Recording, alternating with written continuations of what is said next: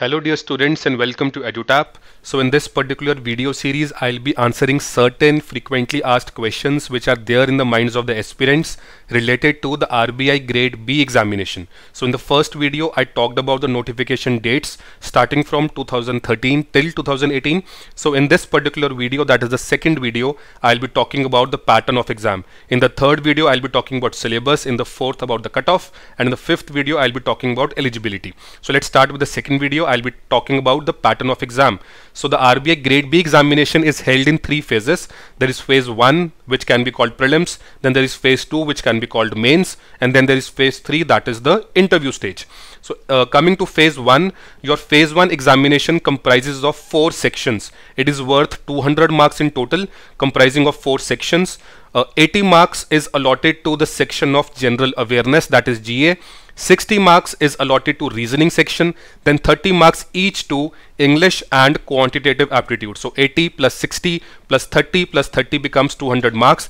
There is no sectional timing for these sections. There is an overall composite timing of 120 minutes, that is 2 hours. So total marks is 200, composite time is 120 minutes. There is no sectional timing. Yes, there is negative marking of 0.25 marks for each wrong answer. So each question is worth 1 mark, and if you attempt it wrong, you lose 0.25 marks. There is no negative marking for not attempting a particular question, right? Then there is a sectional cutoff as well as an overall cutoff. For each of these 4 sections, you have to score more than the sectional cutoff, and to get selected for the next phase, that is phase 2, you have to cumulatively score more than the overall cutoff, right? Please note that the marks obtained in phase 1, they are not added in your final selection or final score. So the marks of phase 2 and interview, they'll be added in your final selection, not the marks of phase 1. So phase 1 is basically qualifying in nature.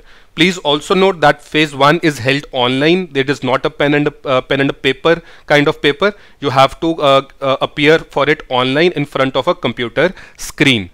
Let's see what does the official notification of RBI say about phase 1. It says that the paper will consist tests of general awareness, English language, quantitative aptitude and reasoning. As I told you earlier, that a composite time of 120 minutes will be given for answering, and candidates have to secure minimum marks separately, which means the sectional cutoff for each test as well as aggregate, that means the overall cutoff. Coming to the phase 2 part of the examination, it comprises of 3 papers. Each paper is 100 marks. The first paper being economics and social issues, we also call it ESI. The second paper being finance and management, we also call it FM. Then the third paper is English or the descriptive English. It is also worth 100 marks. So in total, it is 300 marks. Please note that ESI and FM paper is objective. It is not descriptive. It is only the English paper that is descriptive, and you have to type it through the keyboard, right? It is not an MCQ based paper when it comes to English, but as far as ESI and FM is concerned, it is based on MCQs. It is an objective paper. All these 3 papers are held online. Again, no pen and paper. These 3 are held online. Total marks is 100 into 3, that is 300 marks. Then there is a negative marking of 1/4. So there are certain questions which are worth 1 mark. There are certain other questions which are worth 2 marks. So for each question which you attempt wrong, there is a 25% negative marking. Each paper, for each paper, you are given a time of 90 minutes. For each paper of ESI, finance and management as well as English, all 3 papers you get 90 minutes each, right? There is no optional paper to choose from. There is no optional paper or subject when it comes to phase 2. The paper has been made now common for all the students. You don't have to choose finance and management or economics or statistics. That was the thing of the past. Now the paper, these 3 papers are common for all. Also note that the score that you obtain out of 300, that plus the interview score will be added to make your final merit.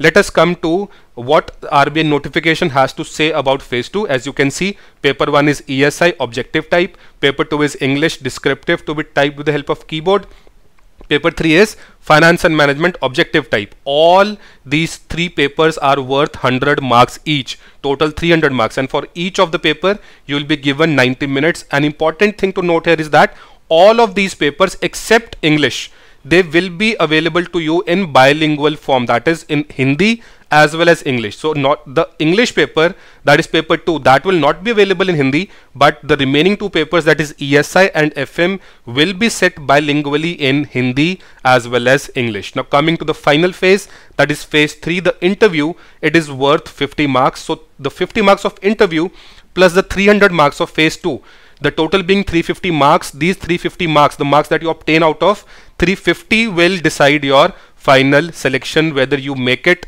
to the final list or not. And you can, as a aspirant who is appearing for interview, you can opt for interview either in English or in Hindi. That option is given to you. Right? Happy learning and all the best.